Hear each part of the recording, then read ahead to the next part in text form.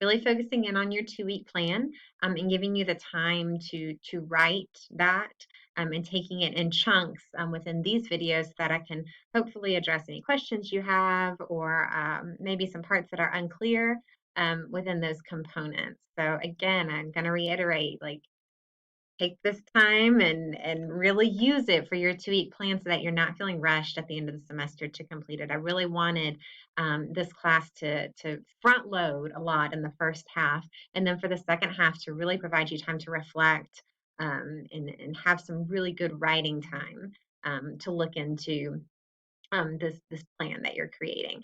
So last week we looked at physical environment, and what that could look like, designing it to really optimize the students' use of it. This week we're going to look at the social environment, which a lot of you mentioned within, when you looked at the Clemson videos, and the different types of structures that those teachers consistently used in order to build the type of environment that we want for growing readers.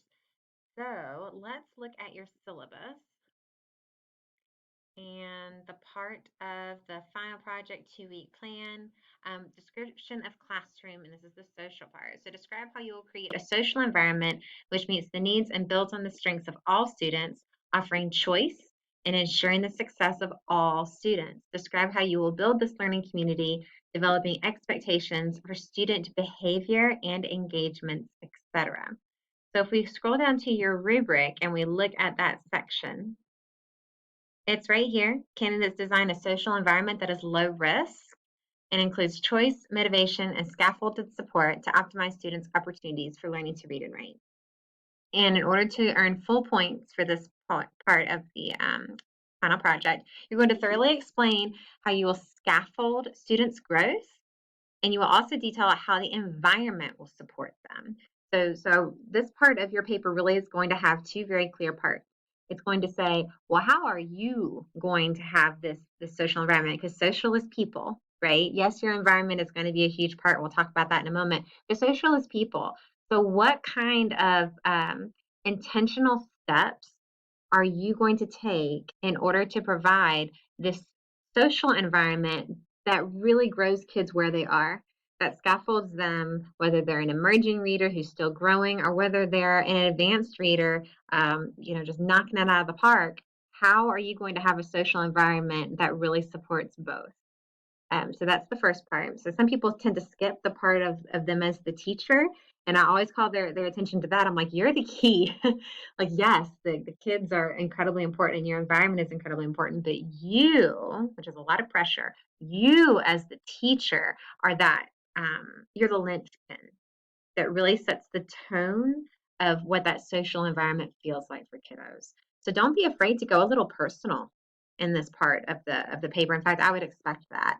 I would expect you to talk a bit about how you are going to present yourself as a person, as a reader, as a trusted adult to these kiddos, within this literacy environment. And then the second part, the classroom environment, is the second portion of this. So thinking about how the environment itself will support students. We want them to be risk takers when we're talking about readers and writers. We want to be able to offer them choice, while developing that agency, that independence. We talk so much about how our ultimate goal is our kiddos who have a self-extending system of their own, and they are strategic problem solvers when they are reading. So how is your environment going to support that? And also, how is your environment going to make reading something pleasurable and fun, where they experience success, even if they may be considered a growing reader? And I try really hard to use that term. It has been a challenge for me to not use the term struggling readers. Because even though I know a lot of us use it and I used it for years and years, the deficit mindset within that kind of wording can start to kind of build some inroads in your brain and in others. And the label of struggling has this feeling of that they're just not doing well, when in fact they're doing fine. they're just on a different part of the spectrum when we're talking about readers. So I'm actually going to include in your readings this week, it was an op-ed or a blog that a teacher wrote about calling kiddos growing readers instead of struggling ones, and how just that right there, that simple change, can make a really big difference. So I'll include that in your readings this week, which are going to be very, very light, in order to provide you time to write. So let's look at some things that could possibly help have an environment that supports students as risk takers and offers choices. You guys have already put some of this within your discussion board posts, and some of the videos that you've watched of other teachers and their literacy areas of having, book baskets that are easily accessible to kiddos right there. That's a, social cue that, hey, these books are yours. So that can offer them an environment that lets them have choice. Um, Helping students develop agency and how your environment can have that kind of a feel. Are kiddos the ones that are checking out the books and writing down, like, these are the books I have? Like, how much independence are they showing? Or is it a very teacher-centered kind of environment where you're the one who's keeping track of, which kids have which book? Another way to support students as risk takers within your social environment is encouraging kiddos to not just read books at their level, which is not the first time that we've kind of touched on that topic within this class. But yes, levels have a place, but they don't have a place where they confine kiddos into a box of this. These are the only books that you can read. Because what we've learned is not all books at one level are all made the same. So already you're kind of putting kids down a path that might not be exactly correct if you're saying, well, you can only read level G books. Well, all level G books aren't the same. Some may be, easier than others. And maybe if I try an H book or an I book, it has something that interests me, which keys up my engagement. And we know what engagement does for kiddos. It supersedes everything else. So talking about that and your philosophy around kiddos being able to take some risks. Um, the part around kids finding reading pleasurable, that can be just as simple as, you as a teacher bringing in the book that you're reading. Outside my door, I had Dr. Cato is reading, and I would put whatever I was reading as long as, it was appropriate, which, usually was. But the a bit like, no beach reads. If I had like some kind of romance novel, I wouldn't be putting that up there. But I remember one month I put up a Wonder Woman comic that I was reading because as a child I loved comic books, absolutely loved them, and it really got me into reading. But as an adult, sometimes that is, looked down, not looked down upon, but it's like, oh, that's a kid thing. But I was going to be completely open and vulnerable with what I was reading, so I put up there, Dr. Cato was reading, and I put a picture of the Wonder Woman comic I was reading, and I got more reactions from kiddos and fourth and fifth grades, like coming up to me like, "Oh, Dr. Cato, you read comics? That's so cool! Like that's reading." I'm like, "Yeah, that's reading." Like I have doctor in front of my name, and I love comic books. And for adults too, that would stop in my room and be like, "You read comic books?" I'm like, "Yeah, I do. I love it. It's one of my favorite things to read." So that right there, that's you designing a social environment just by having something like that posted that shows kiddos that reading is fun, reading is pleasurable. I enjoy it. Let me tell you about me as a reader. So often we take ourselves out.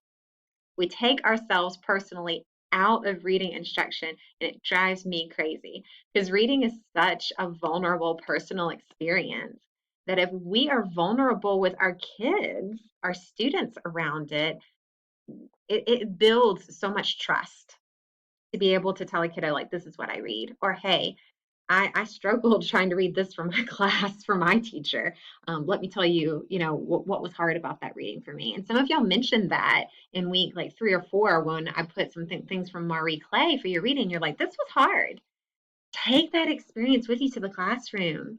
Be able to tell kids, I read things that are hard sometimes. And here's what happens when I'm encountering something challenging. So just bringing that piece of it, of yourself. Don't leave yourself out of this component of this paper because it will really do you well, and your current or future students well as well. So that is the social environment piece. I wanted to very quickly, I only have about 5 more minutes. I wanted to very quickly touch on the advocacy piece. Because I know it may kind of seem like it's out in left field a little bit, but quite honestly, the way that we are talking about teaching reading advocates for kids in an equitable manner. It is looking at all kids, regardless of socioeconomic status, race, or anything else, as being capable, competent readers and able to do so. It's an incredibly liberating and progressive way of looking at literacy. That being said, some specific strategies to advocate for that are coming in these next weeks around the books that you're choosing. So I want you to think about those being connected. So the book browsing, you'll notice that the topics for book browsing have shifted a bit to thinking about issues around equity, cultural consciousness, um, social justice, activism. And, one way that we can advocate for that within our classrooms is having those books available for children and not being afraid to have them within our library. And if we can't buy them ourselves, being able to go to the public library and bring them into our classroom. People always ask about the advocacy part of this paper. And I say, the way that Reading Workshop is set up in and of itself is an incredibly equitable way of teaching reading. Beyond that, thinking about your classroom, even the cultural, linguistic experiences. How often are we having books in our classroom that show other languages, other cultures? And thinking about our community surrounding, are you in a community with a high, Latinx population, Hispanic population? Do your books represent that? And thinking about that books should not only, reflect a child, they should also open up a window out into the world. And that is not my work. That's a work of another scholar whose name escapes me at the moment, but I'll put it into your files as a potential reading for next week. But just thinking about equity and cultural consciousness within the books that you provide for students, and then thinking about, how often are you going to be able to discuss things like that. Think about our world right now. Think about our world right now and the types of issues that are going on around activism. Would you provide space within your classroom, especially, well, whether or not you have a high population of students of color? Would you provide space for them to be able to write about that? Would you provide space for them to be able to talk about that? Would you provide space for books written by authors around that topic? And there are a lot right now coming out. So just start kind of mulling that over. And I think you'll get more and more ideas the more book browsing we go into in these next couple of weeks, because I think it's going to really push your thinking on that as you find books by authors and that deal with these kinds of issues. All right, so that is it for this week. I wanted to make sure to touch on those two, the social part and then the advocacy part. Again, this week will be, very, very light on reading. One video, I'm going to have you watch a very short one, and that's going to be about it. So please, please, please use this time wisely. Write your detailed plan, work on your small group reading, take this time and use it wisely, which I'm sure all of you will. All right, I'll see you next time.